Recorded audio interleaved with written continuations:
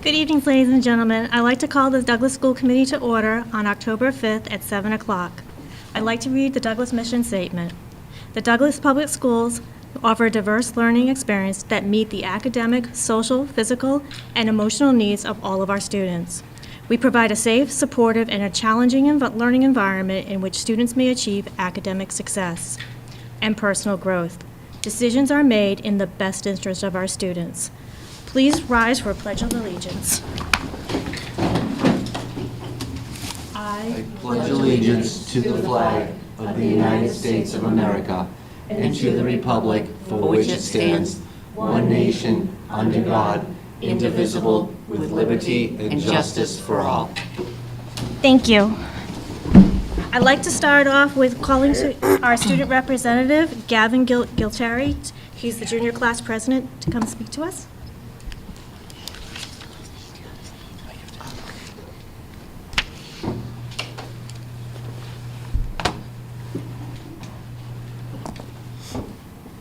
Hello. Good evening, school committee. I'm Gavin Gualtieri, a member of the class of 2024 at DHS. Douglas High School has had a very busy few weeks between our sports and academics. Our homecoming week, from September 19th to September 23rd, was filled with great spirit throughout our school. We finished the week with great success from all of our sports teams. On Friday, September 23rd, the girls' varsity volleyball team beat Sutton 4-1. The next day, the girls' varsity soccer team beat Sutton 2-1, and the boys' varsity soccer team tied 0-0. Following that, the boys' football team beat Burncoat 16-8. The upcoming months are filled with various festive events. The PSATs will be held on October 12th, with the SAT following on October 27th. Additionally, AP testing money for all exams is due to the Guidance Office by October 28th. The National Honor Society will be having its induction ceremony on Wednesday night, October 19th. Many sports teams will be having a breast cancer fundraiser at their matches. Girls volleyball is having their Dig Pink game on October 12th, and both soccer teams are holding their Kick for the Cure matches on the 14th. To finish our month, the Student Council is holding a Halloween haunted hallways for all to join in on. This will be on October 28th. All students are looking forward to a busy and exciting month. Thank you for having me. Are there any questions? Thank you so much for coming. Thank you so Thanks much for coming. Thanks for coming out. Now I'd like to open the floor for public comment and communications, but before we open that, I just want to a brief statement to let everybody know how public comment works with school committees. From Mass General Law, public comment is not a discussion, debate, or dialogue between individuals and the school committee. It is an individual's opportunity to express an opinion or issues within the school committee's authority, to ensure compliance with open meeting law, privacy laws, and other legal obligations. The committee will not engage with a speaker or with one another in deliberation on comments that are presented during public comment. It is at the discretion of the school committee may schedule issues raised by a speaker for deliberations at a future meeting. Also, we limit the public comment typically limited to 20 minutes. Speakers are permitted to come to the chair. They address me, the chair of the committee, when speaking. Each speaker will be allowed up to 3 minutes to present and to begin their comments by stating their name, address, city, and town. Topics raised during the public comment period shall be limited to items within the school committee's authority. Our school committee's authority are as follows: Douglas Public Schools' educational goals, their policies, budget, and performance of the superintendent. The committee will not hear personal comments, complaints made against individual school personnel or members at the school, within the school community. Under most circumstances, administrative channels are the proper means for addressing these issues. That is all. So if there's anybody that would like to come forth for public comment, I encourage you to do so.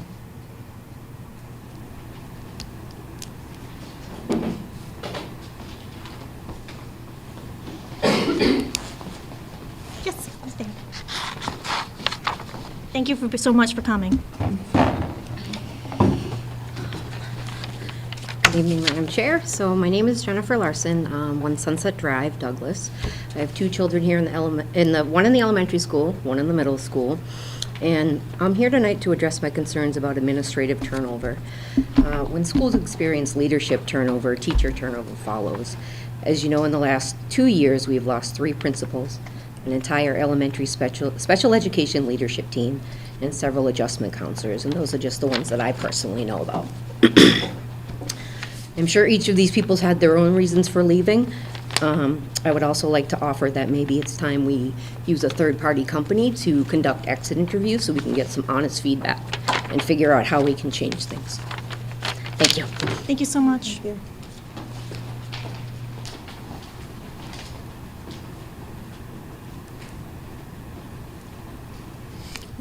You can come up. Come on. We really don't bite. So I do apologize. Come evening, my voice is not the best, so I am hear you. apologetic. That's why I didn't know if I was going to get up or not. Sarah Hutnick, 72 North Street in Douglas. And it's more of a comment. So as I'm sure you're all aware, that the homecoming dance didn't go as many would have liked. There were many issues that occurred. It really was kind of the perfect storm that happened with many issues that came about. My daughter was not there. However, I do have concerns going forward for future dances. That night there was definitely a lack of communication, which has already been acknowledged. However, I would like to just say something regarding this. It's always encouraged and taught to our students that if there's something that they don't understand or maybe the directions weren't clear, that they clarify and go and look for help. And I just am concerned that that didn't occur that night. And I want to ensure that this doesn't happen again in the future. I understand there's rules, but sometimes they can't be always black and white, that there does need to be some flexibility within those rules. There is a school dance contract, which is what I would like to bring forward to the school committee to be looked at. I do have concerns and questions regarding this policy. It's my understanding that the contract is in place for the students and the parents' protection, so that you kind of have an hour to get there after the dance starts, and then you have to remain there the entirety of the night. I just am, kind of would like to question as to why. My sister did speak with Mr. Vega last night and, kind of got that information. And my question kind of going forward is that something that we could look at? Because there's nothing saying that a student isn't going to tell their parents they're leaving and heading off to the dance and don't go to the dance. So my daughter's biggest concern is now she doesn't want to go to any dances because she's afraid that when she gets there, she won't be able to leave. Maybe she's sick, maybe she's having some anxiety and is going to be trapped at that dance. And I think that's an important piece that students should be able to have going to school and going through high school, is being able to go to that dance. And if that's not the case, I think that needs to be communicated to them, because it is her understanding from talk that if she's there, she cannot leave. And so I just think going forward that we need to have a lot of communication, better communication between the parents, the students, and really taking a look at what this dance policy entails. And then just one more last thing. I know it was discussed at a meeting last night, just about the searching of bags of students coming in, and I'm fine with that, but that's something new that has been put into place. And again, I think there was clearly a lack of communication. I think the student should be aware, hey, heads up, when you come in, your bag's going to be looked at. I think as new policies come into place, it's really important to be communicating with the students, faculty, as well as the parents. I think communication needs to go both ways and just respect. And that's it. Thank you so much. Thank you. Thank you.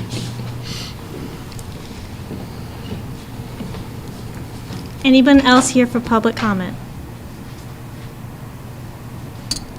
Seeing that there is none, I'm going to close the public comment and move over to any old business that we need to go into. There is not. Any new business that we're going into now? Sure, so we'll start with some exciting pictures and some news from our PTO.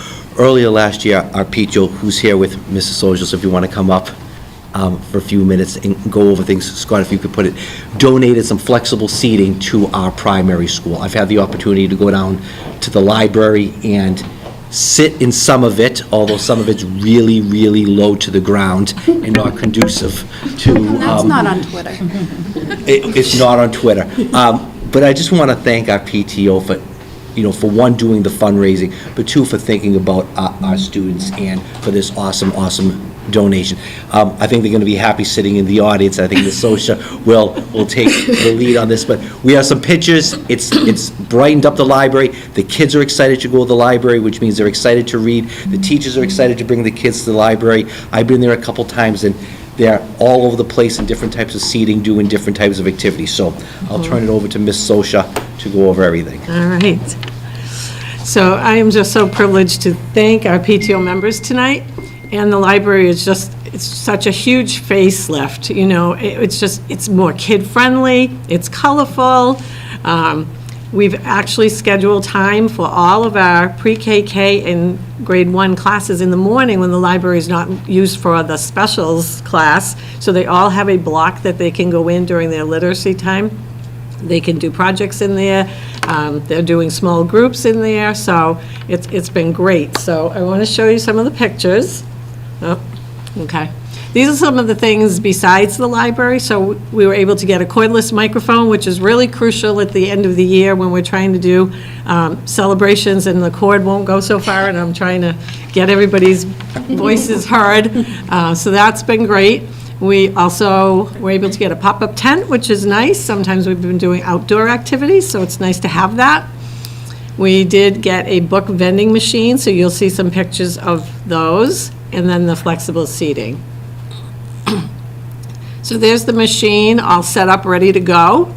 And even the side of it says Douglas Tigers. It even talks to the kids when they get their book. Enjoy your book. I hope you like it. So it's so fun. How do they get books?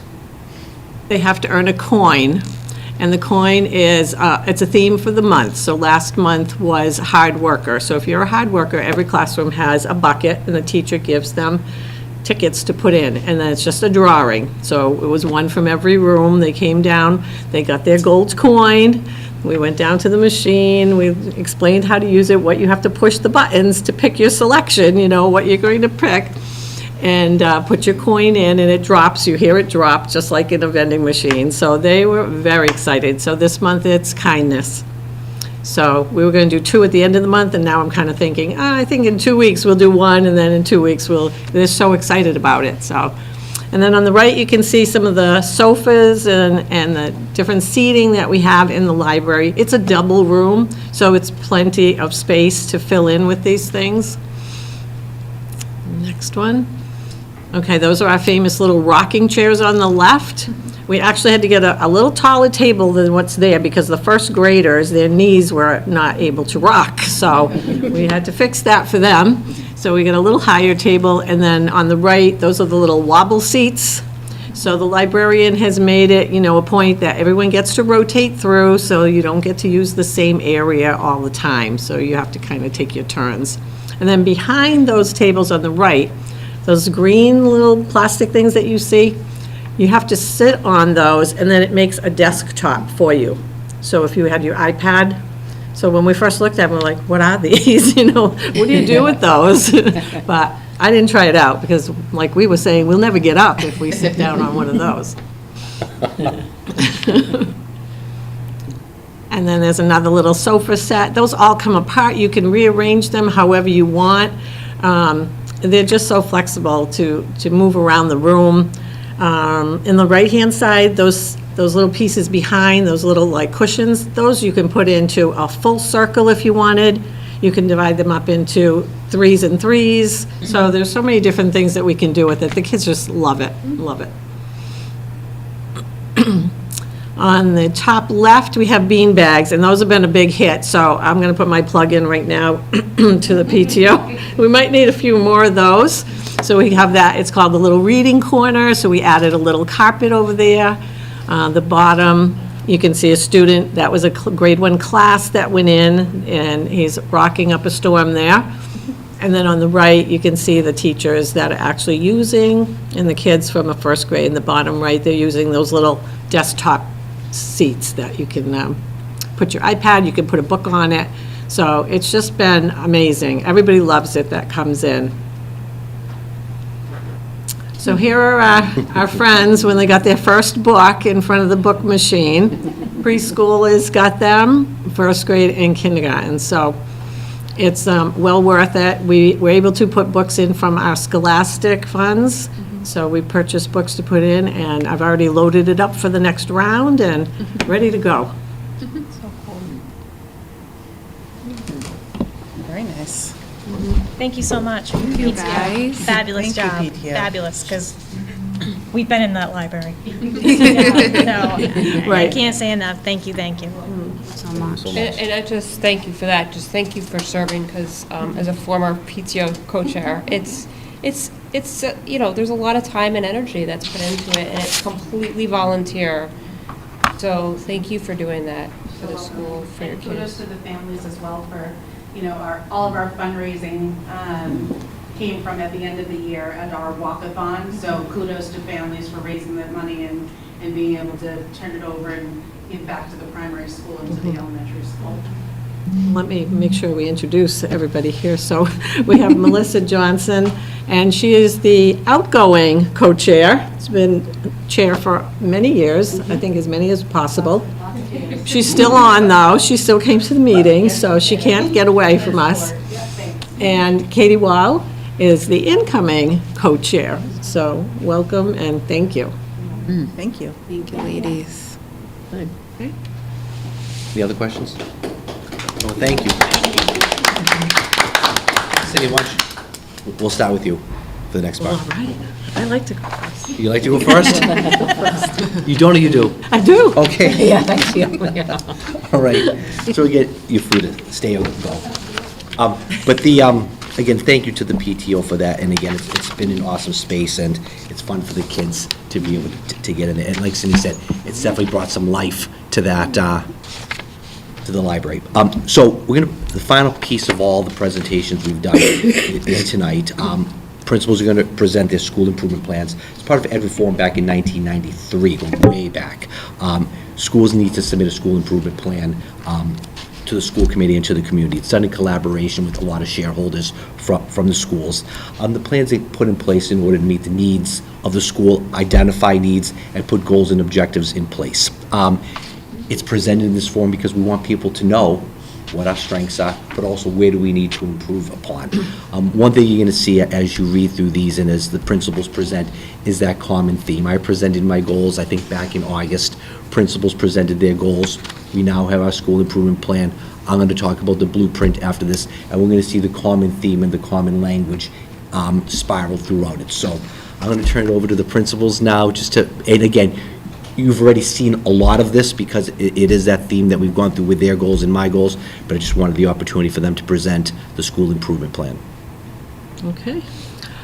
So our student learning goal, as we said a few weeks ago, I'm kind of reaching for the bar here, and we're hoping for 100% of our students to be in the scoring of at or above grade level in early literacy in the benchmark using the STAR assessment.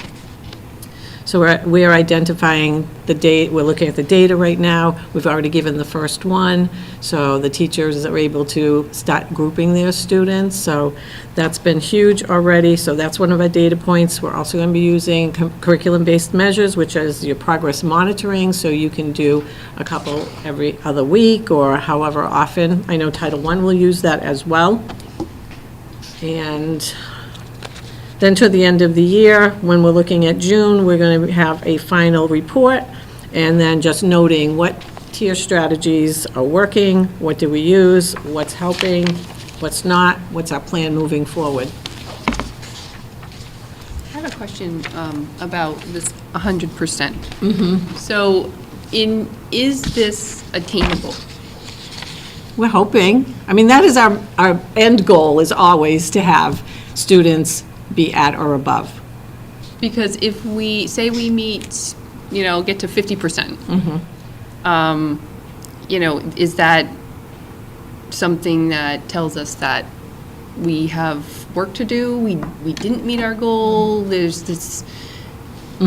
I think last year... Like, is it not quite a celebration, you Right. know what I mean? Sure. So that's why I wonder if is there a number that we know that we can reasonably attain with the resources that we have, or with added resources, and with some aggressive level of stretch, Right.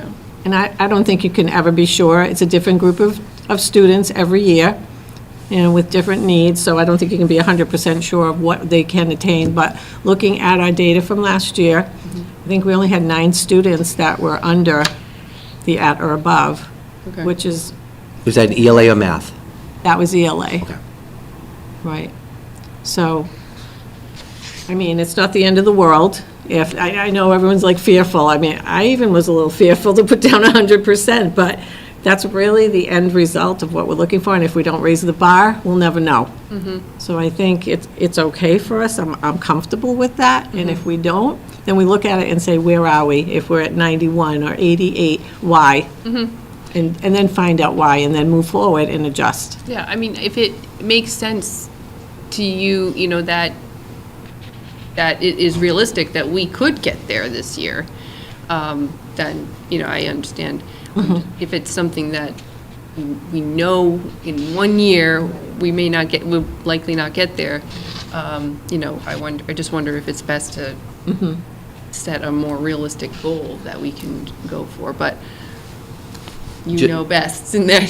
So we had a lot of discussion, just as a point of reference, so you said there were 9 students that did not meet benchmark in ELA. And how many first grade classrooms are there? 4. So if you do just Right. distribution, we're looking at 2, and I know it doesn't average out that way, you're looking at 2 students per class. So what Cindy, because we had this discussion, was, okay, do I go 96 and only get 1 extra kid, or knowing that there were 9 students in first grade last year, an average of a little over 2 per class, do we say, let's try to get both those kids there? And as she said, let's aim high, but it's not like we had 20 kids per class that right. didn't do, we're looking at that, we had 9 total and an average of 2 per class. So she said, let's try to work with those 2 to 3 kids per class and get them over that hump. Yeah, I mean, I love that spirit. I love that initiative. I do. I really do love it. And, you know, when you put it in perspective, it seems from this side of things that it could potentially be attainable. Right. I mean, from what you're telling Or us. we'll so- be real close. Okay. And That's how what I many in hope is. math didn't hit benchmark?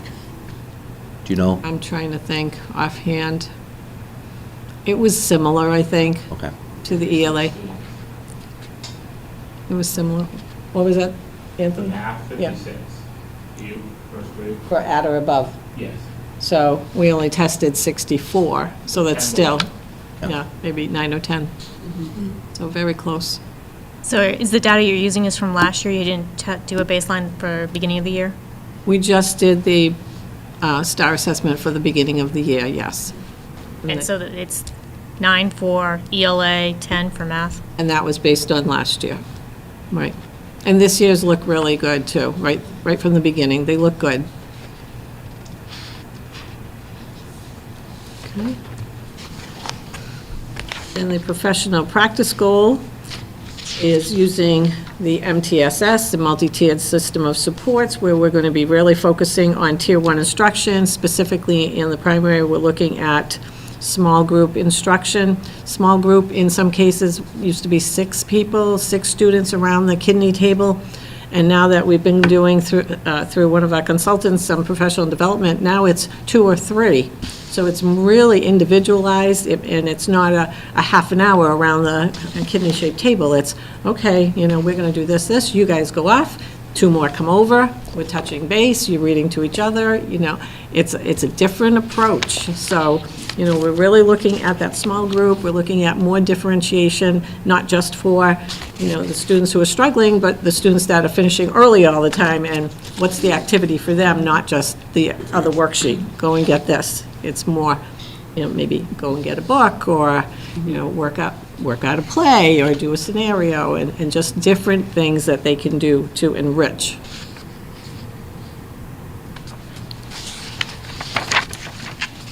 Our school improvement goal, the first one, is about aligning our ELA to the state standards. It's been some years since we really looked at them. We use Rubicon Atlas software, so there are maps in there, but they really need to be looked at. And not only for the curriculum and to make sure they're aligned, it's the assessment. Are we assessing on what the curriculum is? So That one is some time that's involved, and that I'm going to have to free up teachers, give them professional development so that they can really dig in. Once you start doing that kind of work, you don't want to let it go. Like an hour isn't enough. They'll say, oh, I wish we had the day because I got into it and we could, really get into the fine tuning. So, and then I added one more because I feel that with COVID and everything, we got away from having parents and families come into the school. So I really want to increase that presence in the school.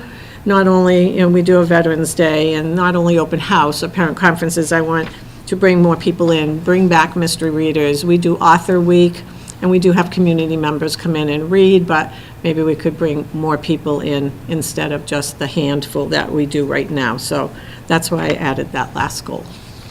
And people outside of school hours sometimes too, helping out with the school as well. Sure. Any questions? With the curriculum review, are you, is there like going to be a set schedule as to when teachers are like checking in? And I'm sure that this is a long process to look at all Right. the standards, so do they look at a little and then report on it, and then later on a little more and a little more to be able to get through it all? How's that gonna work? The Rubicon Atlas is already in the program, it's in the computer, so what they will do is I'll free them up, say, for a morning, so try to give them a good 3 hours for each grade.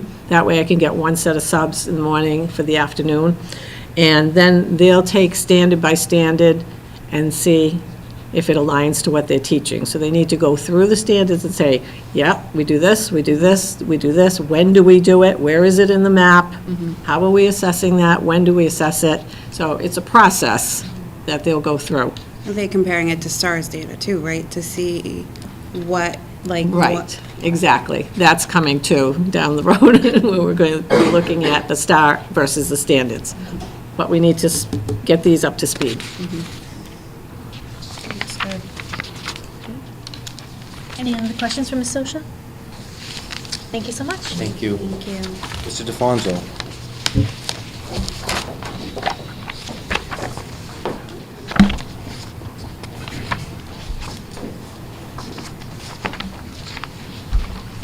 Hi, everyone. How are you?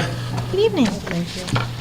So I'll kind of try to go through this with sort of the highlights, so to speak. Our student learning goals focuses on academic excellence, and one of the things that kind of jumped out is reviewing and revising curriculum across all grade levels. So one of the things with STAR data and MCAS data that I find extremely helpful and valuable to teachers is, obviously, it can tell you performance, growth, in straight scores, but also you can break it down by standards. So we've gone through each grade level for MCAS to see by standard and by question how we did relative to the state in math and ELA. It's a very good account to kind of disaggregate where we are strength-wise versus the state and where we are below the state performance. STARS data is set up like that as well, so you can get that information as well. So after the first round, which we've already done, teachers have access to that information as well. So right off the bat, you can target students right away for the areas where they're weakened. Like, for example, I've been meeting with teachers this week, having data review meetings, which I'm trying to do once a month. And one of them, for example, showed that a particular grade level performed less than the state on geometry, was one of them, for example. So in terms of curriculum and looking at it, how that might be affected, I said, well, when do we cover geometry? Later in the spring. So it stands to reason that we're not going to do as well. So where we can integrate geometry at different points earlier in the year, that's going to directly affect us in a positive way, I believe, going forward. So that's an example of reviewing and revising curriculum as we see fit, and that comes right from data. It's hard facts. So that's one. Our goals coming into the year, as I reviewed data from our school, it was clear that math was a focus area. That we were really struggling. Now, in our defense and everyone's defense, there was a lot of dips the last couple of years. but our ELA scores were better than our math scores, so I thought that would be a focus area for me in our school. And each of my goals is relative to growth from the beginning of the year start to the end of the year across all grade levels.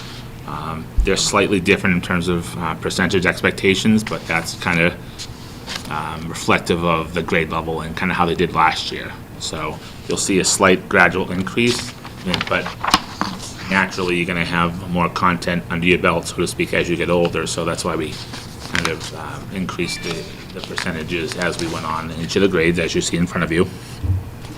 And this is something on once a month. My goal is to meet with staff just to kind of check in at the grade levels, how we're doing, what are we seeing? Are we seeing trends, positive, maybe a little bit more challenging? So I think that's an important piece to work as a team. Our teachers have done a really good job in looking at that, being open to it. In meeting this week, I'm seeing a lot of positive reactions to, all right, we see this, what are we going to do with it? So it's been really good. In terms of professional, that was more the student learning goal. Professional practice-wise, Can I ask a question Of on course, the yeah. student learning goal? Yeah. Explore the process of Project Lead the Way at DES. Are you looking to implement some other classes? so the previous administration had begun to look at that, and I know the middle school currently does it. So that's something we've begun to talk about a little bit. So I'll chime in on that. So we have a grant for Project Lead the Way at the elementary school. The issue is we don't have anyone to teach it. So one of the things we need, and we've had that conversation with Mr. Bell, had it with Mrs. Sosha, would be adding a STEM teacher to add that fifth special to the wheel, and that would need to be done in order to bring in Project Lead the Way at the elementary school. I'd like to have, at one of our upcoming meetings, have high school and middle school, the two teachers doing Project Lead the Way this year for the first time with kids come and present. I know Christine presented at the end of last year, and her excitement about what we were going to do. It'd be nice to have them come in and show a little bit about what they've done so far the first month. But we have the funding for the grant for the SEED program. We just don't have the staff to run it yet.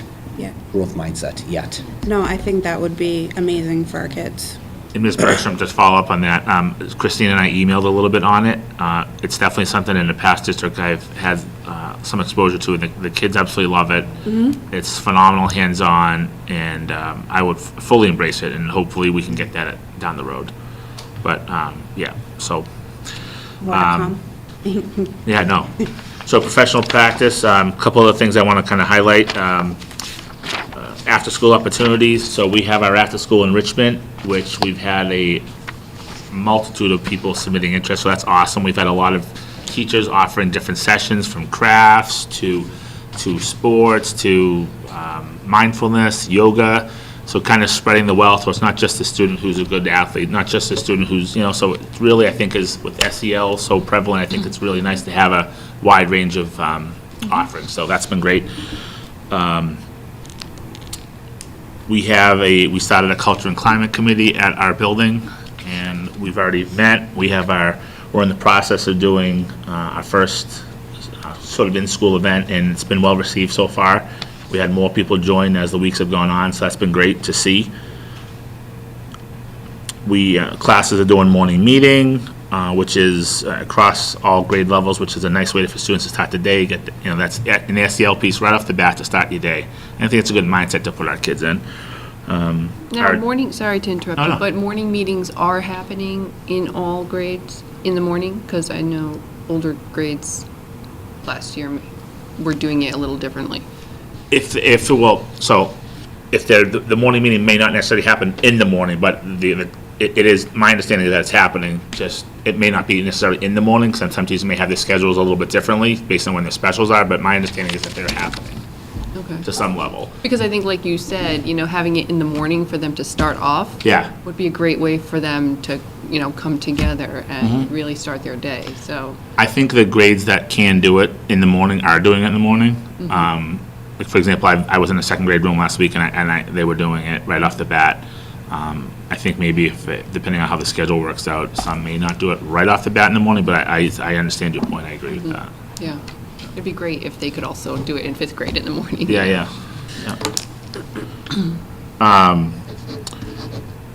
our adjustment counselor, who's, she's new, she's doing a great job, Miss Wallen. She has lunch groups and social groups for students, and I think that's been a really positive. Kids seem to really enjoy and are comfortable with her and go to her when they have issues, so that's been really positive. And we're always trying to recognize students. We just had our first community meeting, and we handed out different certificates for different things, and I think 32 students were recognized at our first community meeting, which is great. So that's been going on. We're very positive. School improvement goal. Can you talk real quickly about your good news call of the day? Yes. So I am a firm believer that traditionally, when parents get calls, it's usually not for something good. Johnny's sick, Susie misbehaved, this is what happened, right? So I kind of wanted to change the narrative.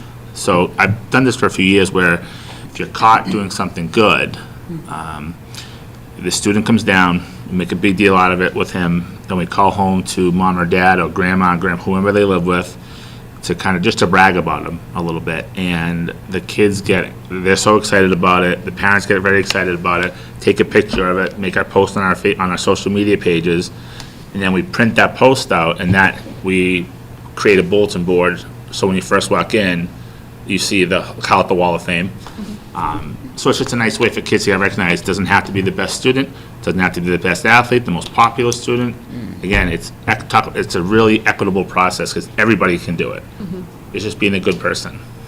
So, and the parents, like I said, the kids love it, the parents love it, so it's nice.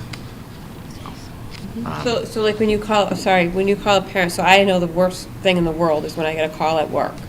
And it's the school calling, and my blood pressure goes so high. So like when you call, I'd be like, all right, so for example, hi, Miss Moore, this is Anthony DeFonso calling. Everyone's fine. yes, that's always how it is. That's my standard script for when I first call. Like, oh, thank God. So yes, because I'm the same way. When I see that number come up from my school, I'm like, what happened? Who's hurt? What did he do? So yes, but I 100%. And they always say, oh, thank God, thank you. But they've been really responsive to that, and they seem to really enjoy it, and I enjoy it. It's the best part of my day. So we try to do that when we can. I've talked early on about celebrating successes, so in terms of community partnerships, I believe communication is a big piece of that. So through social media, we have tried to be as communicative as possible between Facebook, Instagram, and Twitter. I think we have over about 150 people following us. I can get out notices. Hey, like for example, where in terms of this is the anti-bullying month. So on October 19th, we're having a Unity Day where you wear orange to signify. And so again, that's going to go on email as well, but it's on social media because some people are more apt to look at their phones, look at social media. So it's just a really good avenue that we used, and it's a great way to recognize kids and celebrate them. So that's it. Any questions, comments, thoughts? In regards to the building culture,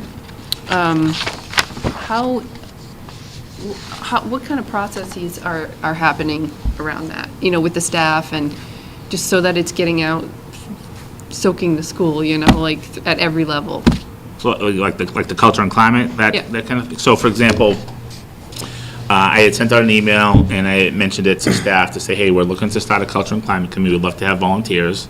And there's no pressure to do it. It's a strictly volunteer basis because something like this, it can't be a top-down thing, And I made it clear to staff, listen, I'm going to be part of it. I am not running it. This is not you have to do this thing because you get no buy-in that way. It's not going to work. So we had a couple people join.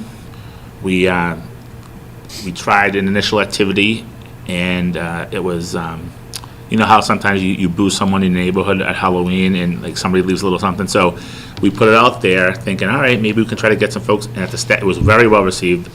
A lot of people signed up for it. So just getting those little morale boosters out there, builds collegiality. And since then we've doubled the amount of members we have on the committee. And we're looking at ways every month or throughout the year to celebrate each other positively. It could be something as simple as a boo. We're talking about at Christmas doing a Dollar Tree Yankee swap, like little fun things like that. Possibly a potluck thing or an outing at Christmas time. So things like that. So we're trying to kind of permeate that positivity and collegiality throughout the school. Can you talk about what you're doing with Dunkin' Donuts too? Yeah. I'm plugging Dunkin' Donuts here, but. So every other Friday, we do a Dunkin' raffle. So any staff member that's interested puts the name in a bowl, and I pull 3 names on Thursdays, and then whatever three names are pulled, they get whatever they want from Dunkin', and I use the Anthony DeFonso Foundation to fund it, and they get it the next day, whatever they want. Yeah, it's just a little fun things like that. Like kids, everybody wants to win something, so they get excited. It's pretty cool. That's great. Thank you for doing that. Thank you for building the teachers. Huh? Thank you for doing that and for doing stuff to build morale for the Oh yeah, teachers. 100%. Thank you. Thank you, guys. Thank you so much. Mr. O'Brien.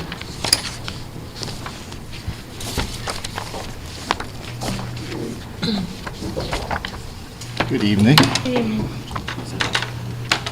For our school improvement plan, if you'd be kind enough to turn to page 6, and that bottom goal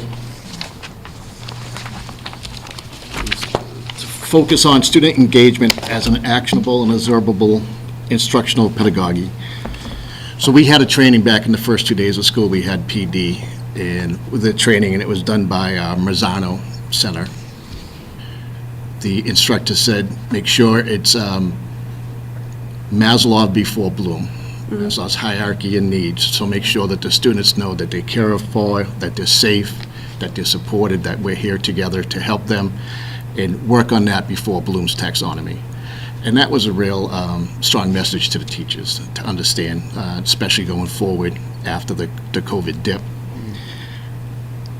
With that, with the student engagement, if we can have students excited to come to school, looking forward to it, that's going to reduce a lot of our battles.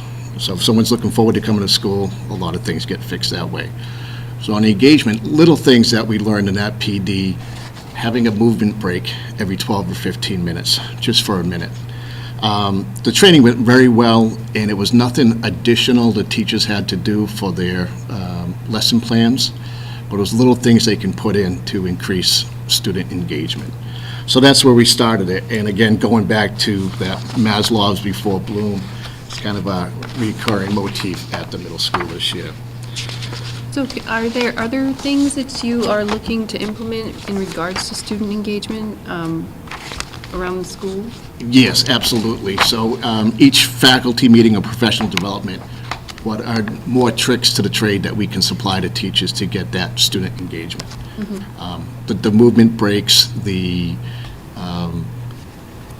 working in collaborative centers, the students want to talk to each other, especially in middle school, they want to talk to each other. How do we take how their brain development is right now and use that to our advantage?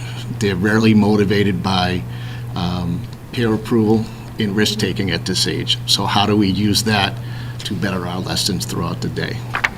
And so each PD, each faculty meeting, we try to add some more pieces to that engagement, and it's all done through Marzano's work in the research. He's much more intelligent than I am. So heading back out, so we want to use data to inform instruction, intervention, and remediation efforts. Our teachers are lucky enough that they have CPT every day and a prep time every day. So during that time, track the standards. Are we teaching to the standards? Not just doing a lesson plan that we enjoy because we like butterflies, but how do we teach to the standard to make sure the students are learning? And then track that. How many students understood the standard? So for example, in mathematics, percentages. It's very easy to say, what's 50% of 100? I can get that one right. But then when you do longer word problems that they'll associate with the MCAS tests, are we having it rigorous enough? Do they have the stamina to work through a really tough problem? They could do the skills, but when we put it into a word problem, it would be different. So tracking that weekly and by unit plan, how much of the skills do they get? How many of the standards how many did they master? What has to be retaught? So you're not waiting to the report from MCAS, but you can make corrections as the year goes on. So are there certain data points that they're looking at with each unit? Yeah, so on any unit plan that we took, looking at the standards taught in that unit. Okay. In the meantime, we later on in the school improvement plan, we have the NWEA data that we're trying to do 4 times a year, just to mark that growth against a test that's lined up with the state standards as well. So it's not just the teacher's material, it's out there. And then teacher's material is being put somewhere in like, to be, like a spreadsheet, to be referred Right, back to? right, Okay. To exactly. be analyzed later? Okay. Right. And you can see what standards you're teaching and who got it and who struggled with it. Sometimes it could just be a question was worded wrong or tripped up. Sometimes we find that, we weren't clear enough in the instructions. Or you can find out that so-and-so had this question wrong because they didn't go on to step 2. Like where are they making their mistakes? And then going back and just tracking it. Very effective to see it through a data sheet, just 1 page, and you can look at it. Works very well, particularly with mathematics. ELA is a little trickier because there's so many different standards in ELA that dovetails into each other. And that's ongoing. Increase the efficacy of our Academic Resource Center, which is a Tier 2 intervention open for all students. That was come through an ESSER grant, and then made primarily for students that were out with COVID. But as last year turned around, we thought it was a lot of social emotional issues. So those students were there. So if we have a student out for 5 days for COVID, pull them out of some classes they're doing well in, or some classes that are not as academic rigorous.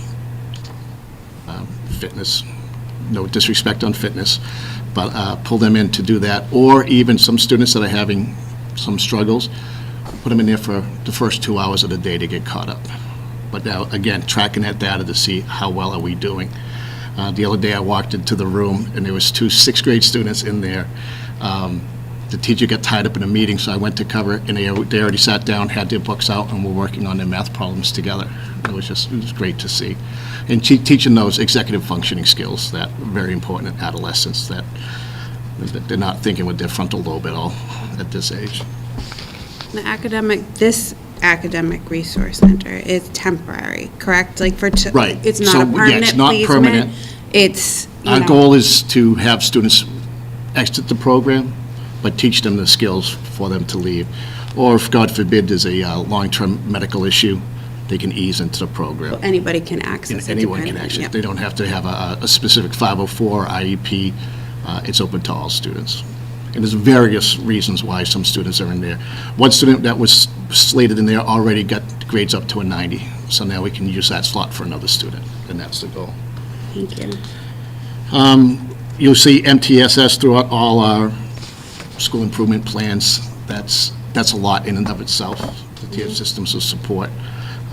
And we'll be working on that throughout the year, too. What are our actions are making a difference? And so that works with our school psychologist, Jess Hurley, that came down from the high school, school adjustment counselor.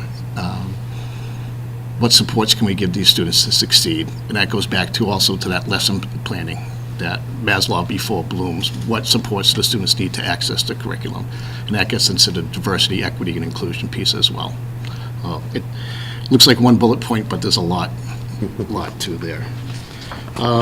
For the curriculum and planning, I wanted to point out a couple of bullet points where we're focusing on this year with our walkthroughs and our data, and our feedback to teachers. So understand how lesson goals, scope, sequence, and task fit into build student learning over time. So how does that unit plan, or how does that standard get brought down to a unit plan into your daily lesson plan? So how is that being done? So when they, at our common planning time, they present, they'll start with their assessment and work backwards from that. By understanding by design model. So yeah, it's that backwards planning, and then how do we make this so the students will be engaged in this material as well? And we go back and look at it. But one of the things is going to, we said earlier with the MCAS questions, are they MCAS type assessments throughout the year, so they're not shocked when they jump on that MCAS test. And again, we're teaching to, not to the test, but to the standards, and making sure they know that.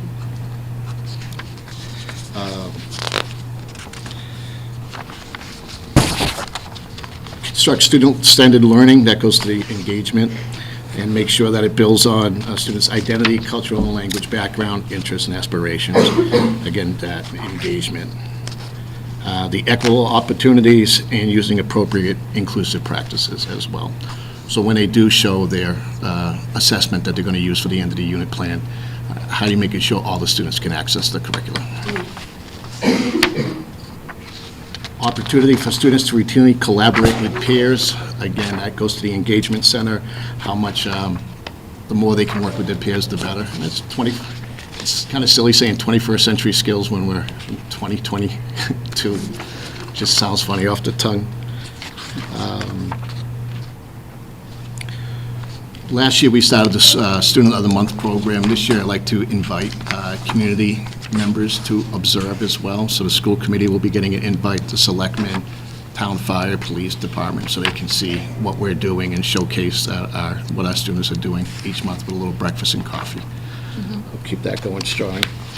One of the things Mrs. Bennett and I were doing was creating a Tiger to Tiger program where the 7th and 8th grade students will look for opportunities to exploit DHS offering with 9th, 10th, and 11th grade students. So when they come up here, there's a person that they're familiar with. So already we had the color guard come down, had a demonstration for the students to try to get some more interest that way. And we have plans throughout the year to build that connection between the high school and the middle school. Coaches coming down, bringing the students up here for lunch, having some of the high school kids come down and eat lunch with us and meet those students. So they'll have a familiar face with them when they come up here.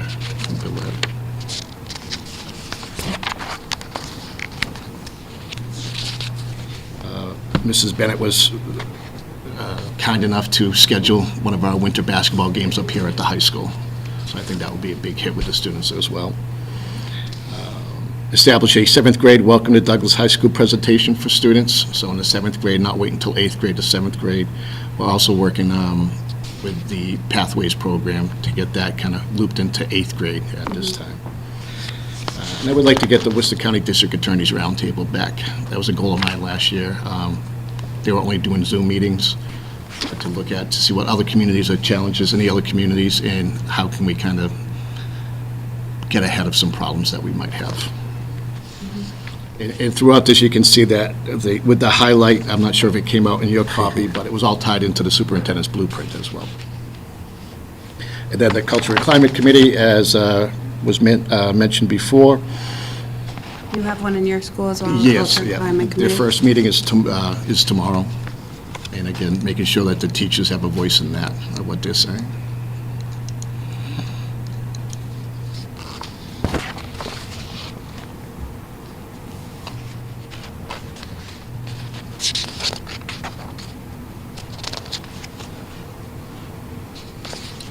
Can you talk a little bit about, and it's only because I saw this on iPass, and I talked to you briefly about it, but the responsibility class?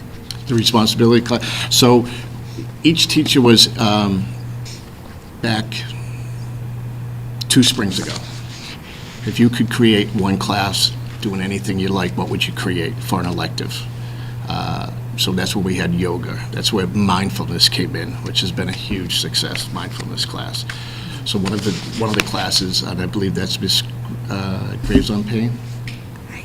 I didn't look at that one. Just making good decisions, and again, that SEL component. So, what decision you're making, and that goes to our restorative justice practice that we want to get in. I think a lot of times when students' behavior is not where it should be, it's not a lack of will, but a lack of skill in teaching them those skills they need for that. And that's just one small piece of it that they're doing, just learning just to be responsible. Some of the, like the executive functioning type skills. Yeah, that we've and seen that's that been in in all grade levels. The teachers shared with me 6, 7, and 8 that needs a lot of work. Which I think it's some of it awesome. normal for this year. A lot of it is the COVID hangover that we're still going through. Bob, is mock trial a class or a club? Mock trial is neither. Okay. Mock trial, 2 teachers, Megan Miller and Eleanor Auger. They volunteered and they have a mock trial. And tonight we had a little get together in the cafeteria. And there's lawyers in town. I think a couple from Uxbridge, come over and they teach the students the judicial system. How does it work? And it culminates with a field trip to the Providence Courthouse, which unfortunately last year was canceled because of COVID. But yeah, that's just something that they're doing, volunteering their own free time and having kids sign up to it. They pay for the bus trip. This Discovering Justice is a group that runs it. And I'm really proud to see teachers giving up their time and effort just to make something. Every kid should have one thing that they're excited about, and it's a real neat program. I think that's fantastic. I'd like to have them come in and talk about it sometime. There's about 20 kids there tonight. It was pretty cool. Nice job. Yes. And it's not the students that you would normally think would take to it. So it's always nice to have a nice eclectic mix of students in the club. That's awesome. And National Honor Society? Yeah, we're looking into that, bringing that back. It has some challenges, but we want to make sure that it doesn't just turn into a popularity contest with the students, and make sure, sometimes a Junior National Honor Society can leave a lot of hurt feelings. Yeah. Why did they not get in? So we want to make sure it's very equitable and celebrate students' success. It's tough to ask an 11-year-old, what kind of leadership have you done recently? So making sure that there's opportunities for them to access the National Junior Honor Society and the criteria that goes with them. So that's part of the research this year that we're putting forth. Thank you, Bob. Lots of good stuff going on there. All right, thank you. And Mrs. Bennett, please.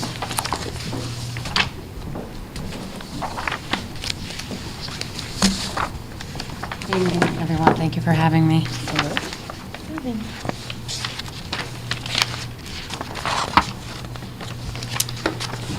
So you will hear some similarities at the high school in terms of the school improvement plan.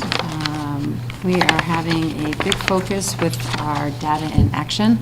Again, looking at different data points that will be specific to some courses, but also very general to others. So for example, we know we have our MCAS subjects such as math, science, and English.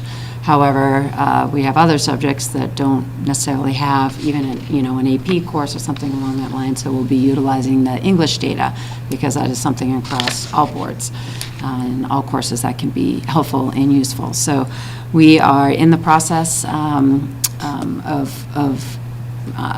preparing to look at that data.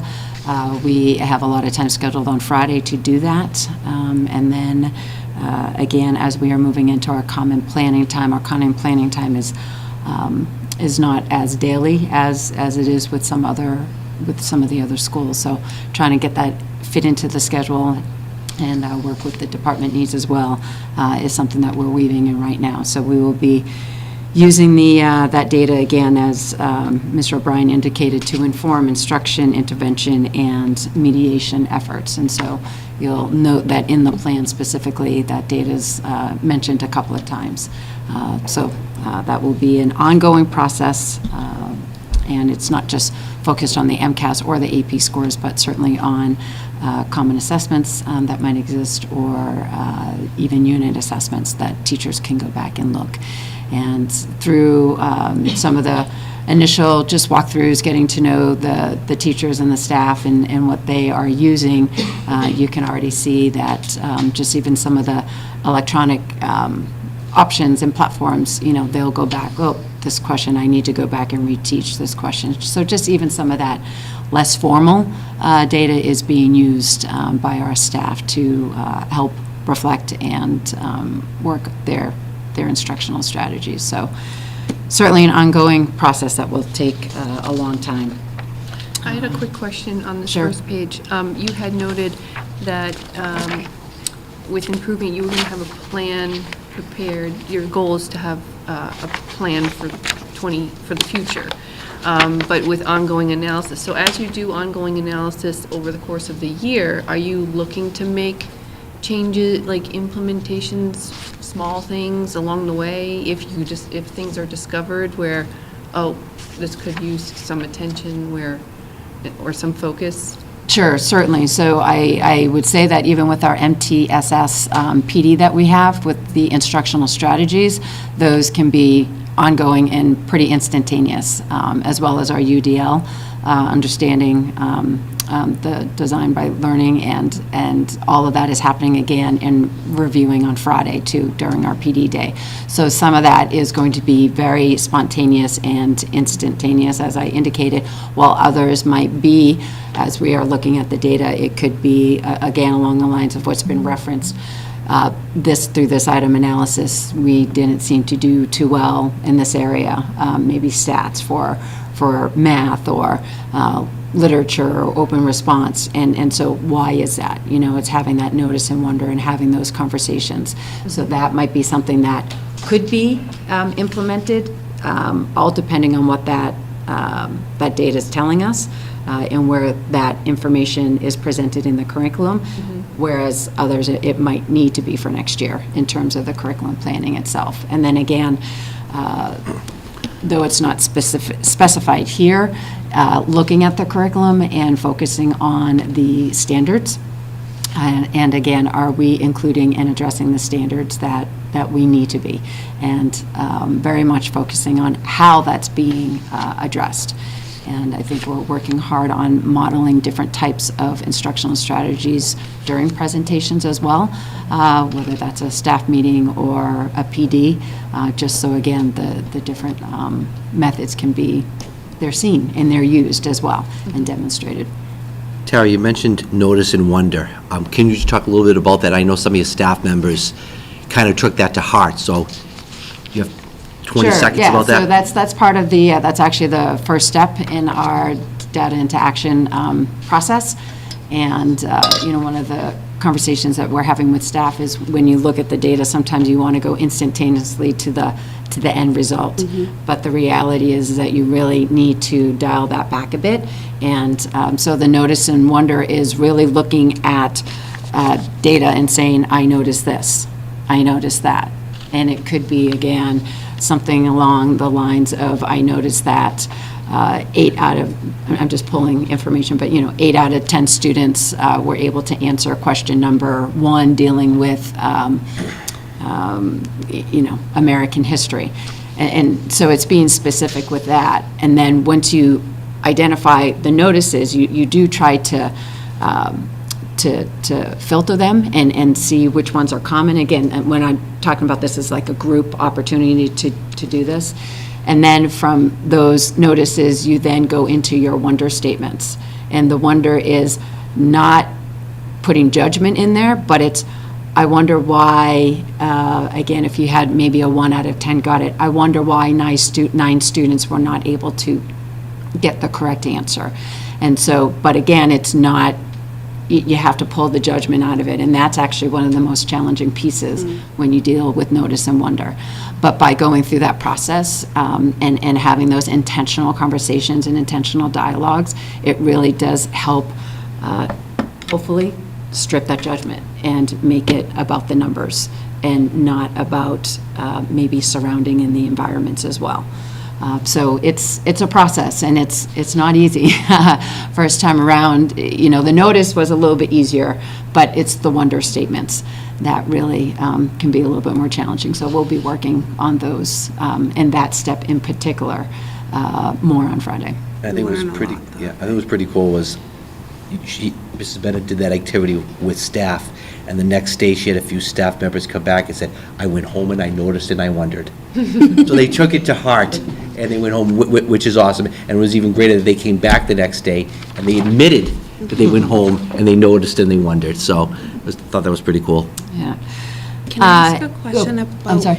No, you're fine. About common planning time? Sure. So how often do your teachers have common planning time, and how often do you want them to have common planning? Like, because you said I would it's want them kind to of have common planning time every day. Every day. But I mean, like, if you're going to ask me that, I'll take that. But what do you feel is reasonable? Like, because you said common planning time is a bit of a struggle. Is it a struggle because of? Part of it is our rotating schedule as well, which I like the rotating schedule. So it's that give and take. We're on a 7-day rotating schedule, 7 periods, but we drop 1. So if our math department has common planning time during G block, obviously on one of those days, which would be our day 1, G block doesn't even meet.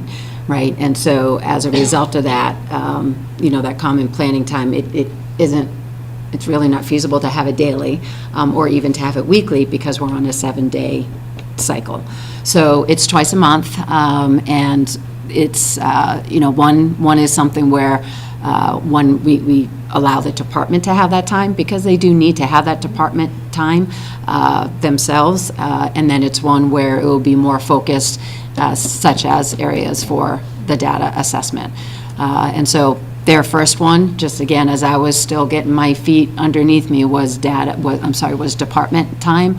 So this next round coming in is the data. Ideally, I would have liked to have flipped that a little bit, but just with even getting MCAS data, we have to wait for that. There's a timing piece too. So that's where we stand. Okay. But you feel like you're comfortable that they can do what you need them to do with the twice-a-month common planning? I believe they'll be able to do that. I can answer that question probably a little stronger come mid-year once I go through a few more months of this. But yes. Thank you. So other areas, when we're talking about the academic excellence, and this is an area in terms of expanding academic opportunities and electives, we're actually really moving on this already. So, the intent here is to look at our program of studies, what new courses are we capable of bringing in, how can we look at our opportunities or our offerings to our students and be creative in that manner in all of our different departments. Looking to refine our pathways. We do have a nice ground base with our pathways, but something where we're really looking to expand right now is to work with an outside entity, our Blackstone Valley Education Foundation, which is a fabulous supporting foundation for the I got Commonwealth stuck in my head, but it's not for all of Massachusetts. So it's for our Central Mass, for the Valley, and looking to see how we might be able to connect with innovation pathways opportunities through the state, which would potentially, which connects us with outside businesses as well as partners, as well as the foundation, but also could potentially provide grant funding too, if approved. So that is something that we are currently working on now. Dr. Vieira was involved in a meeting a couple of weeks ago to really explore and learn a little bit more about that. So we'll see where that goes. Hopefully things will come to fruition. We do have schools in and around this area that are involved with the IP, with the Innovation Pathways Initiative. So our programming with Project Lead the Way, and I know that was mentioned at the elementary school, but that is a good start for us as well. So we have our one course that's in here. We're looking to bring in the second course in the engineering, and also looking to see how we might be able to expand Project Lead the Way just beyond engineering and maybe into our health sciences or area. And again, those are all opportunities that had been explored in the past. They just needed to get that first Project Lead the Way course up and going, which is happening right now. And we do have a couple of teachers going out to some free PD, which we like through Project Lead the Way next week, actually, I believe it will be. So looking forward to see how we might be able to expand those opportunities. Just, can you add, I know you talked about the innovation pathway, we applied for the grant, we're going to do it for manufacturing, which ties into Project Lead the Way. If we get approved, what's the end result of that look like for our students? Because I think it's pretty cool for the community to hear what the end result, if we get approved for that grant, what it does for our kids. Right. So, well, what it will do for our kids is really expose them to different platforms and capstone projects and leadership opportunities and connections to businesses where, for some, if career is where they're looking to go, could potentially lead right into a job. Look to expand possible internships as well for our students. And just the leadership, just the development, the personal development of the student themselves. So, there's certainly a lot of opportunity for students if we're able to really, build on this on the innovation pathways. So that grant is due at the end of the month. So, or the application of the grant, the application for approval. So the letter of intent has already been accepted. And then other, beyond just academic opportunities, we're really working with leadership opportunities as well. The Blackstone Valley Ed Foundation has a leadership program, and we just secured Nichols Leadership program, so that just got secured yesterday as well. So this was something that was exposed to our students, the opportunity back last year in 8th grade. And so we have 7 students this year that have expressed interest and last year and continue to express interest this year. So we do have Nichols that will bring the students. It's 5 or 6 days throughout the year.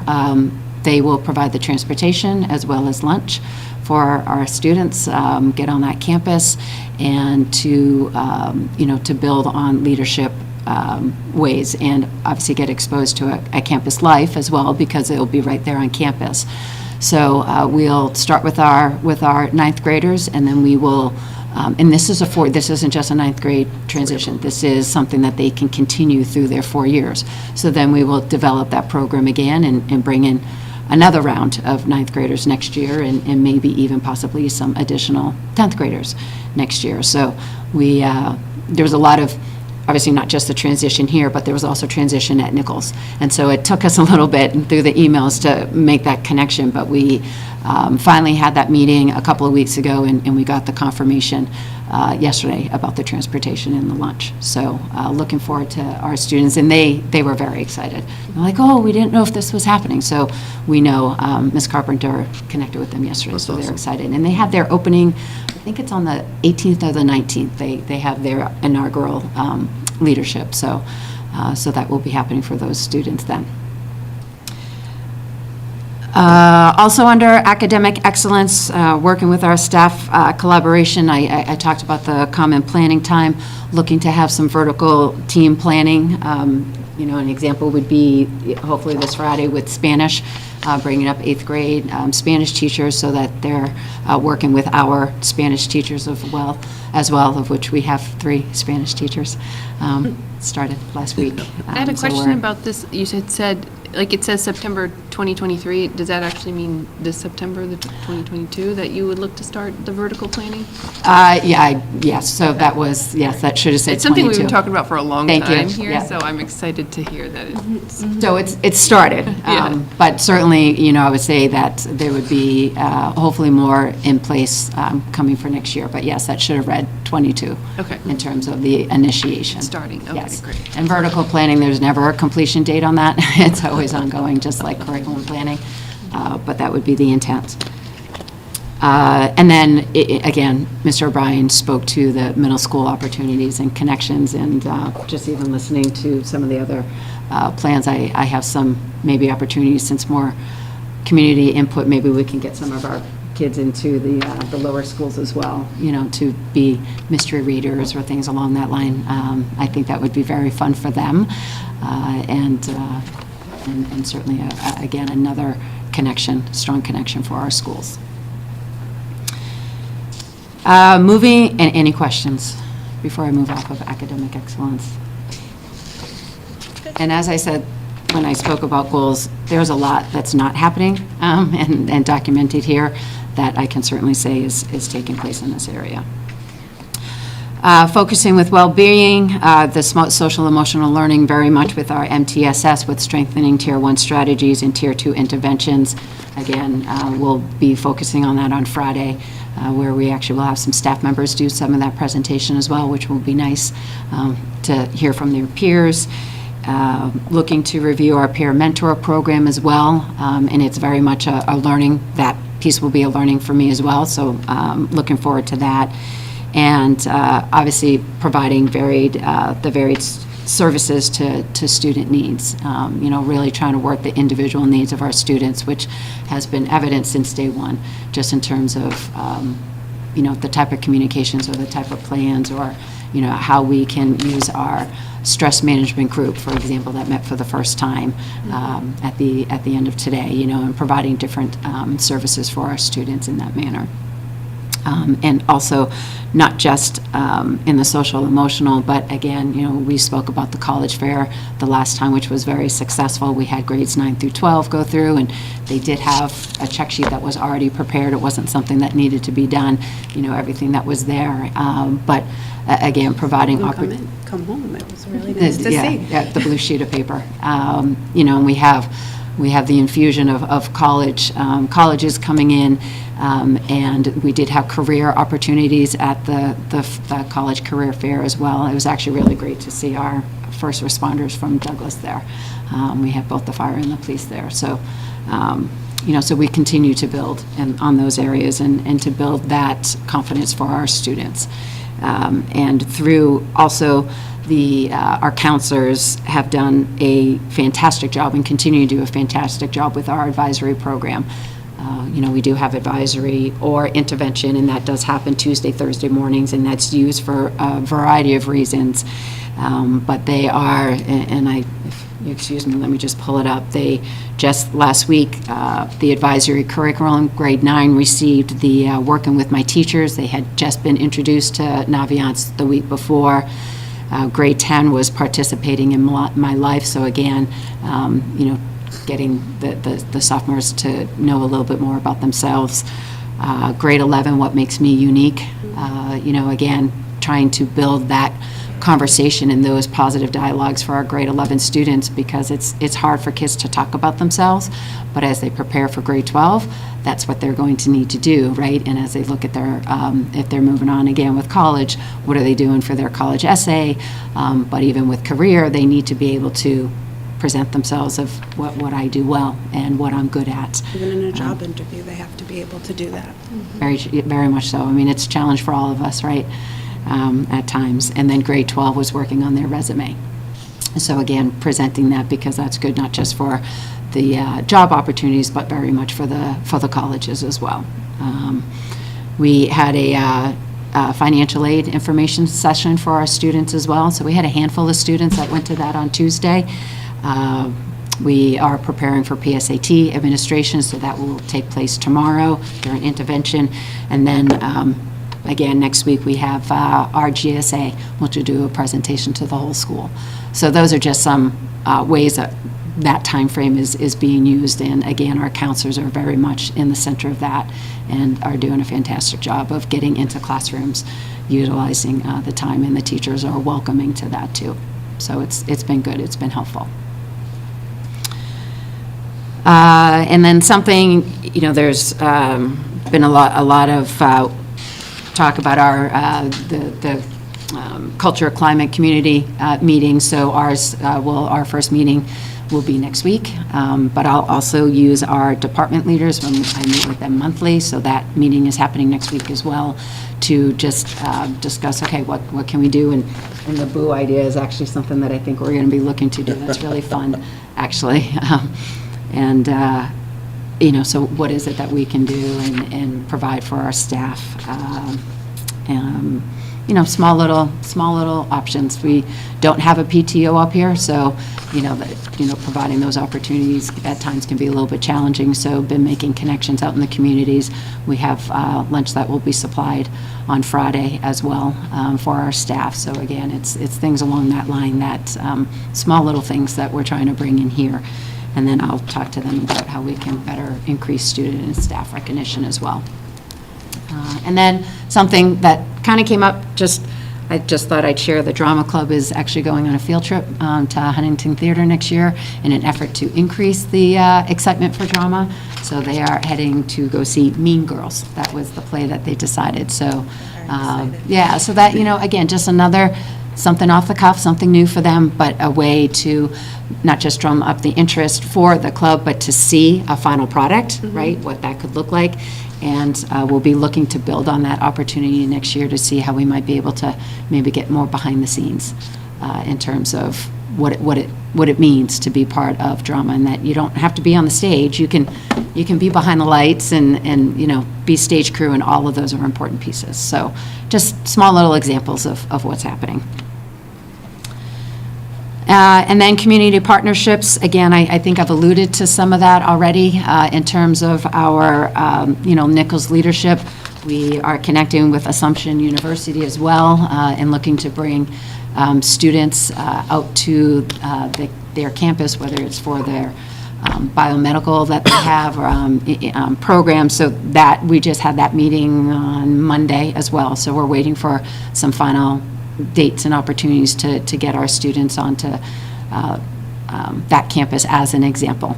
So again, it's, little conversations, they just take time, to develop and to be able to get that dialogue satisfied. But looking forward to those higher education opportunities. And then again, with the Blackstone Ed Foundation, the opportunities to connect our students with career connections and partnerships with many local businesses in and around town.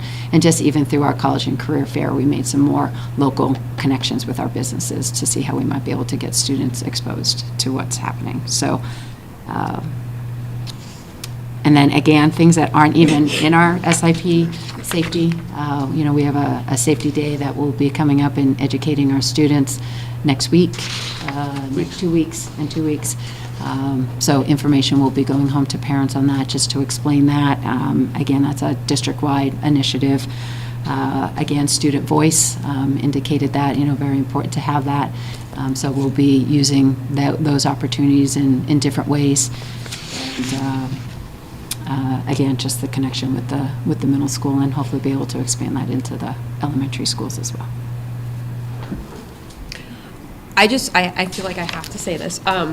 I had made some comments a couple weeks ago in regards to the counseling department, and afterwards, after the meeting, I did have an extensive conversation with the counseling department.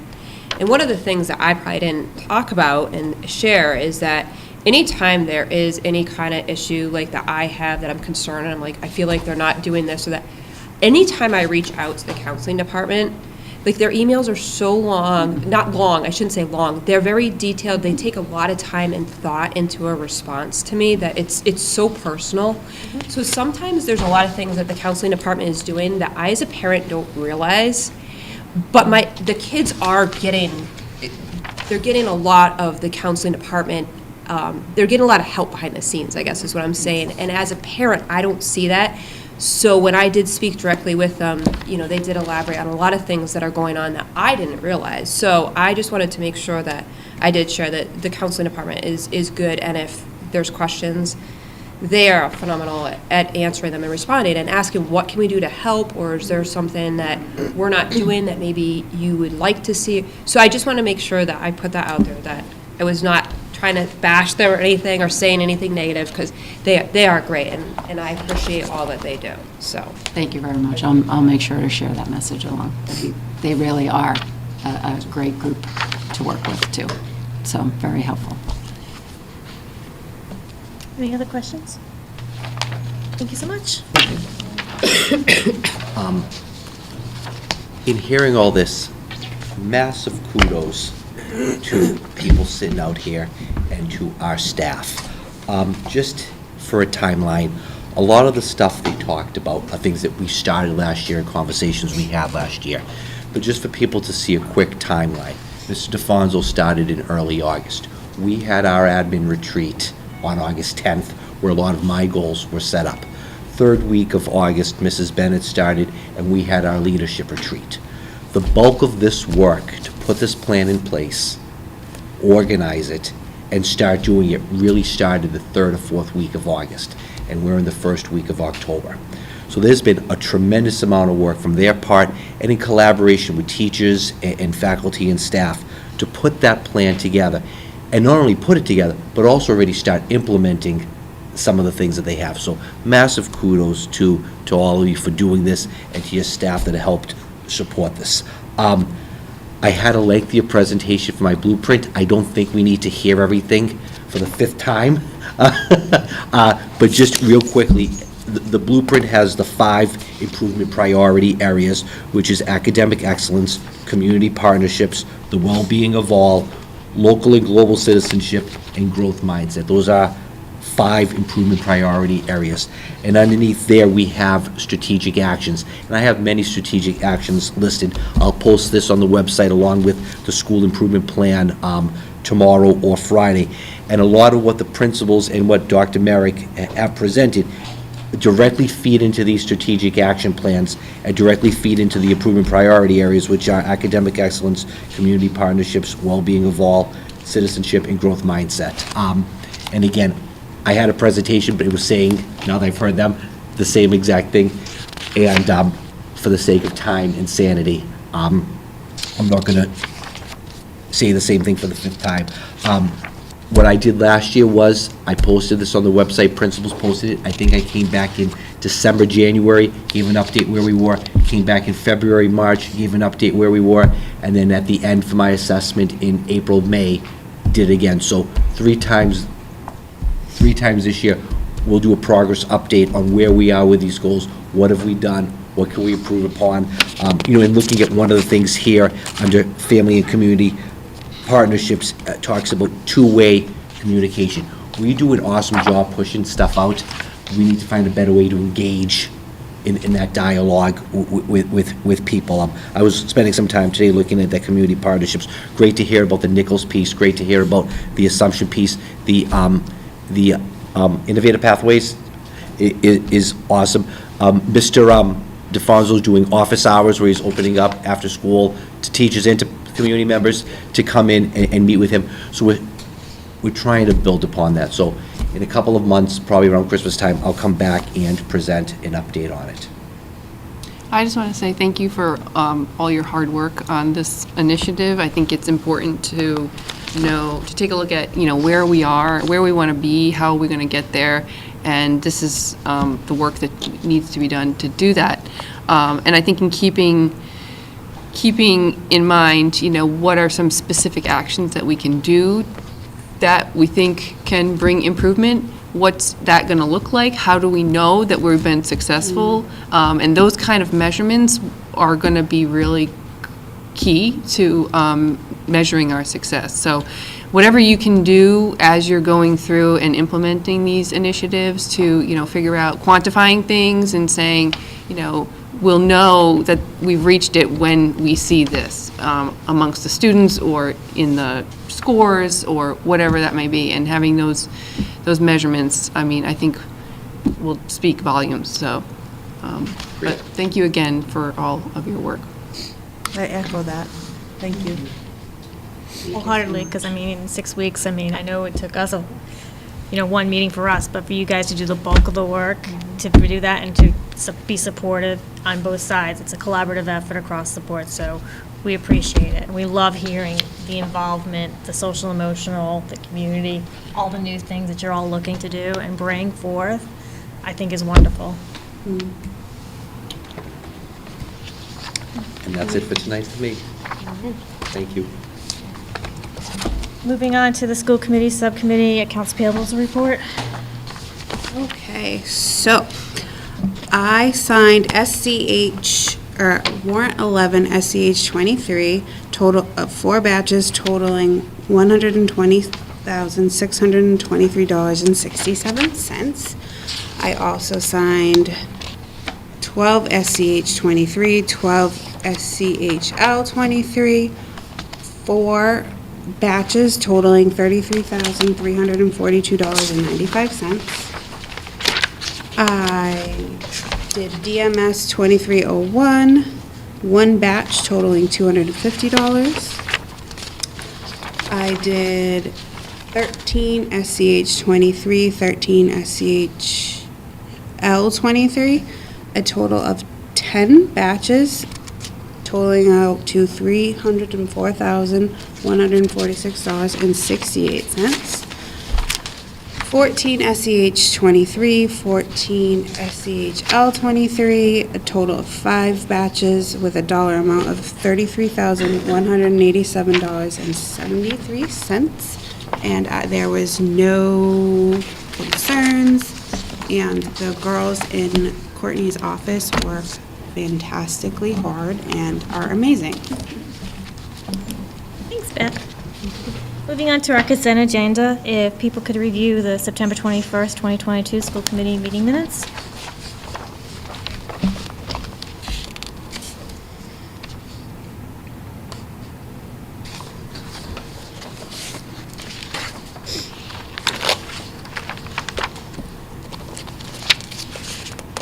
If no one has any issues with it, I'd be looking for a motion. I move to approve the September 21st, 2022 school meeting minutes. Motion made by, sorry, Teresa, seconded by? Julie. Julie, all those in favor? Aye. Anyone opposed? Anyone abstaining? Thank you. Next one is Would the you Douglas. Would you mind if Mrs. Reber went next? Oh, absolutely. We can go out of order. Then I'm I so can do mine sorry. three together, and she can, yeah, Yep. go first. Hi, how are you? Hi to you. My name is Ellen Reber. I'm the middle school Spanish teacher in Douglas, and I'm organizing a non-school-sponsored trip through EF Education to Ecuador. It would be the mainland Ecuador. And I'm requesting permission from the school committee to use email and the school building to hold meetings with families and students to advertise the trip. I brought some pictures from the trip we went on this summer.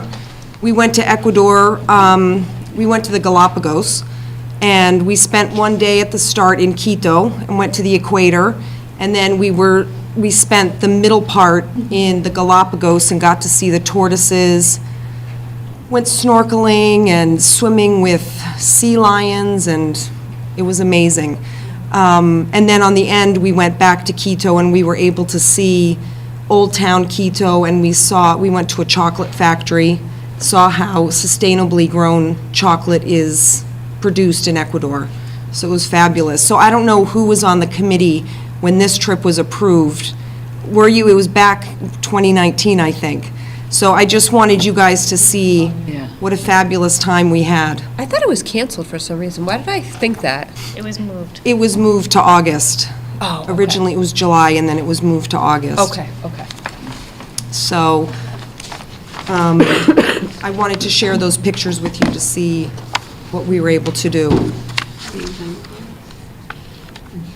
Does anyone have any questions for Mrs. Reber? If not, I'd be looking for a motion. So I move to approve allowing Ellen Reber to promote in school a 2024 non-school sponsored trip for high school students to travel to Ecuador during the summer of 2024. The use of the school will be for parent meetings and fundraising. Second. Motion made by Beth, seconded by Monique. All those in favor? Aye. Anyone opposed? Anyone abstaining? Thank you so much, Mrs. Reber. Thank you, Mrs. Reber.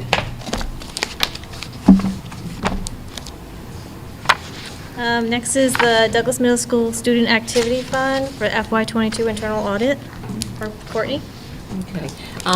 So Massachusetts General Law, Chapter 71, Section 47 governs student activity funds, and along with the procedures and audit guidelines promulgated by DESE, they actually issue agreed-upon procedures and audit guidelines for student activity funds. It's the same thing that the CPA auditors use. They're required to use those audit guidelines. So I did, review the law and also sent an email to DESE. I did speak with Jean to see if she would be agreeable to do it with me. So we are recommending, and it is allowed, that the town, Jean Lovett, the finance director, town accountant, or in this role, it would be the town accountant aspect of it, and myself conduct the audit for the middle school for FY22, the Student Activity Fund. I did receive a cost for that. If I did have the CPA firm, that we're required to do an audit every year for the high school. And for the Disney trip, there's so much revenue that comes in, and it costs $7,500 each year that we pay for out of the general fund, just so everybody is aware of that. I did get a cost for the middle school. It's $5,000. That would be $12,500 for student activity fund audits. I mean, so that would be an enormous amount of money for student activity fund For audits. something that Jean There's will not do even for a us lot for of free? activity. I'm sorry? For something Jean is offering to do for us for free. No. Oh, no. That's has nothing to do with Jean offering to do anything. 'cause it No. says- Oh, no. What I'm saying is that DESE allows certain people to do the Right. audit. So it's Jean and I will be working on the internal audit. Together. Together for that. There's not a lot of activity at the Douglas Middle School, student activities, and to pay $5,000 out of the general fund, mind you, We don't have any funds in the student activity in either account, whether it be high school or middle school to do that. You're allowed to use interest earnings for that, and the interest earnings we get are like $1.12 a month. It'll be a lot of years before we could pay for middle school audits. So I did speak to Jean about it. She is, agreeable. Two of us will work on it together. But we do have, it does require school committee approval, though. So we're looking for your approval to do that. I move to approve the fiscal year 2022 Douglas Middle School internal audit to be performed by the finance director, town accountant, and the business operations manager. Can I ask a question? Sure. So we are going to be paying the 12,000, is that what? No, I'm just saying, that's a quote I received, to have a CPA firm do it. That was. Yeah. So you're doing it as part of your role, is that what you're saying? Yes. Yeah, Mhm. with no Yeah. added cost? Yeah. Okay, gotcha. Yeah. And the town side Okay, would be. that's what you said. Okay. I just said it incorrectly. Okay, all right.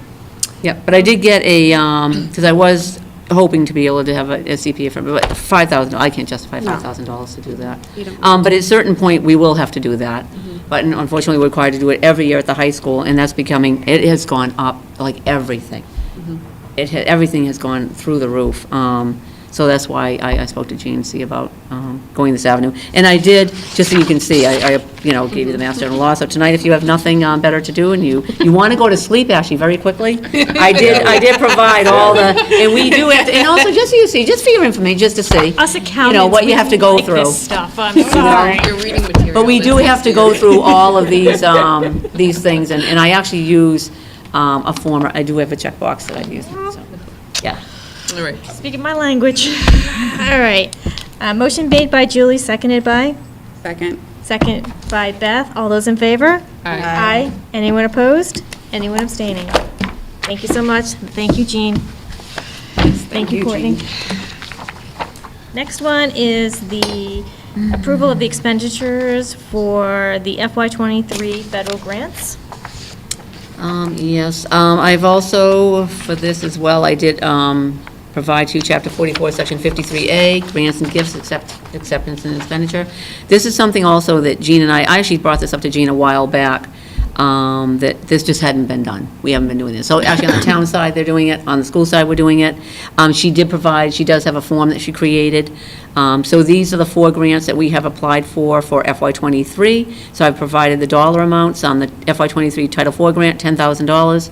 Purpose of expenditure for that is social and emotional professional development for staff. The Title IIA grant, $24,778. Purpose of expenditure for that is program administrator stipend and also teacher mentor stipends as well, and professional development for teachers and support staff. The FY23 Title I grant is $141,625. That actually went up because they had a big drop, if you'll recall, for FY22. We only received like $56,000, something like that. So luckily, it went back up again. Because as you know, we utilize this grant and the following one to offset our budget, our general fund operating budget. So that's used for a 1.0 Title I, 1.0 FTE Title I teacher, 3.0 FTEs Title I paraprofessionals, and instructional supplies, and the program administrator stipend. And that supports the Title I program for both the primary school and elementary school. And then we have the FY23 IDEA grant. I call it the 240 grant. This year for FY23 is $297,246. I believe I put in, because it was, of course, an estimate from many months before we got our figures. I think I had 290, so I was pretty darn close in estimating. And purpose of expenditure is special education tuitions. And of course, those usually 99.999% of the time go up, and we're always on the negative end of it, so, we will definitely, I'm sorry? No, they just announced they're looking at a 13% increase. Yeah, 14% for FY24. Yeah. Yeah. We talked about that today. Yep. So, which is astronomical, tipping it, it's usually 3 or 4%, but, yeah, we'll be talking about that during our FY24 budget planning. But, so I did outline all of the dollar amounts, purpose of expenditure, and that comes for a total amount for federal grants is $473,649 to support the educational programs of the school district. So these, Have any questions? these are grants we typically apply for every year? Yes, they are. Okay. Yes, these four here. Yes, that's correct. I move to approve the following FY 2023 federal grants that have been applied for, and the expenditure of funds is approved by DESC and/or amended and approved by DESC. FY 2023 grant Title IV grant in the amount of $10,000. FY 2023 Title IIA grant in the amount of $24,778. FY 2023 Title I grant in the amount of $141,625, and the FY 2023 IDA grant in the amount of $297,246. Second. Motion made by Monique, seconded by Teresa. All those in favor? Aye. Anyone opposed? Anyone abstaining? Thank you. Next one is the 2024 non-school sponsored, no, wait, we already did this one. The DHS athletic rates, for MIAA required positions, volleyball and basketball. So Mary Sokol, the high school athletic director, had brought this to my attention. So in working with her, she did provide specifically what was required. They do require MIAA certain positions at volleyball and basketball games. So I have prepared an agenda item summary basically listing out exact verbiage that MIAA requires, and also the amounts for each. So for basketball gatekeeper, we've had all along, but we didn't actually codify that in the past, so I've added that as well for all of these sports. And we actually already have payroll slips to pay these too that we'll put on the next payroll warrant, if approved, because they've already started their games utilizing most of these.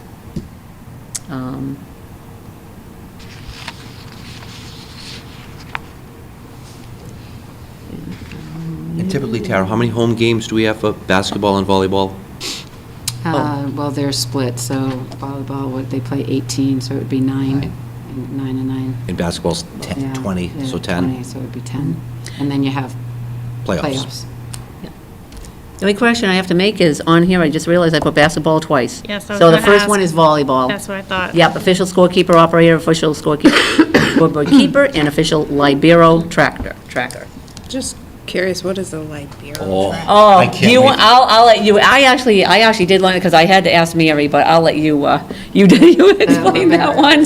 Specifically like a defensive specialist in volleyball, and they only go in the back row, so they're only allowed to sub in positions 1, 2, 3 in the back row. And they wear a different colored jersey to indicate that they're the libero. And they just recently have been able to serve. When this position was originally established, they were not allowed to serve, but that has since recently changed through the NFHS rules, which is the governing body for the MIAA in terms of rules.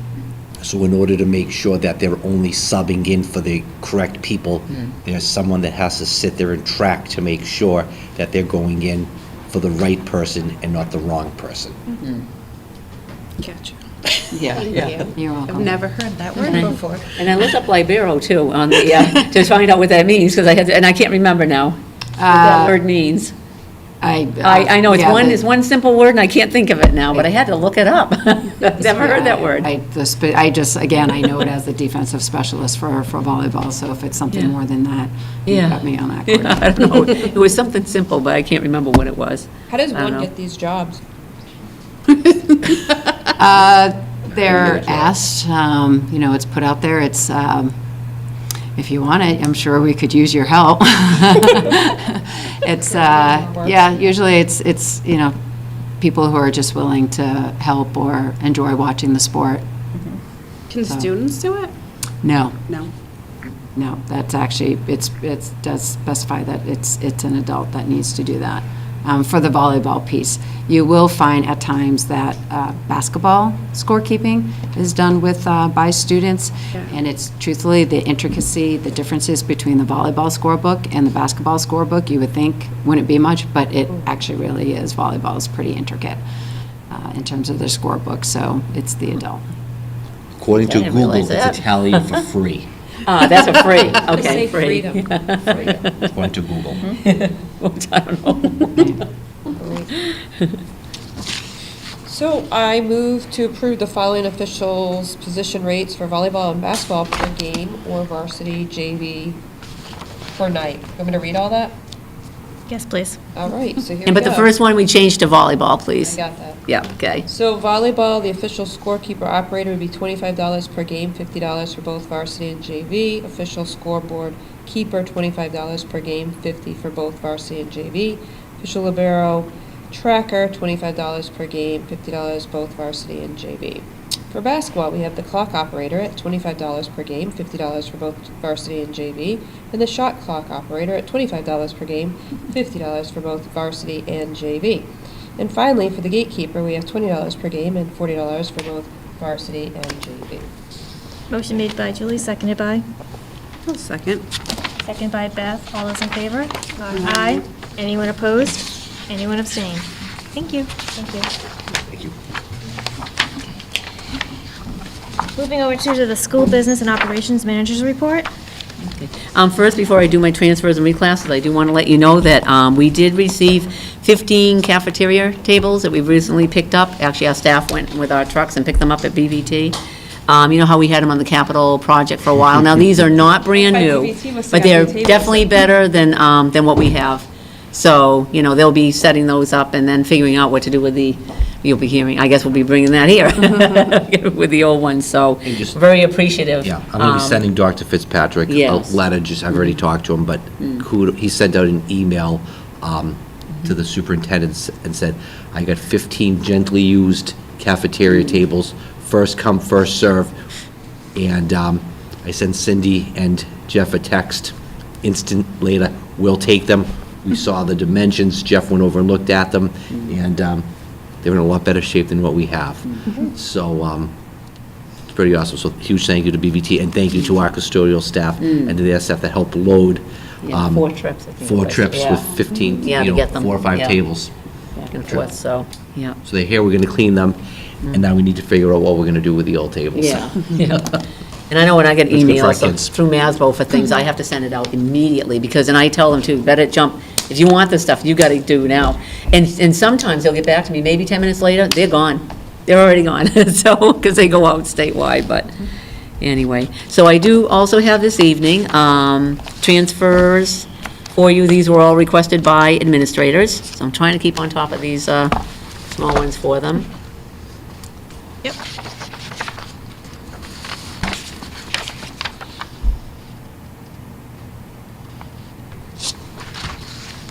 Any questions? Basically, they're covering, they had to do, you know, we have to move the money because they're in the negative in that particular line. And they send me an email and say, can you please cover this and with this count, from one account to another.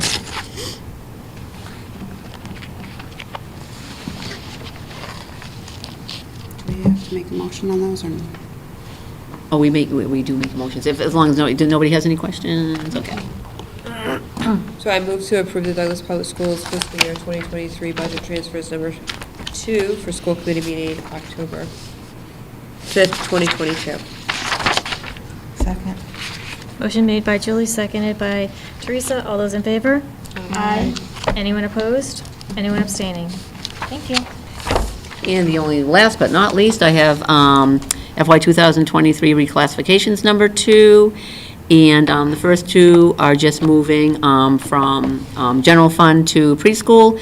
And the second 2 is utilizing, which we absolutely had to do, the FY 22 IDA grant, the 240 grant, because it required that you had a component in there for parent services, consulting.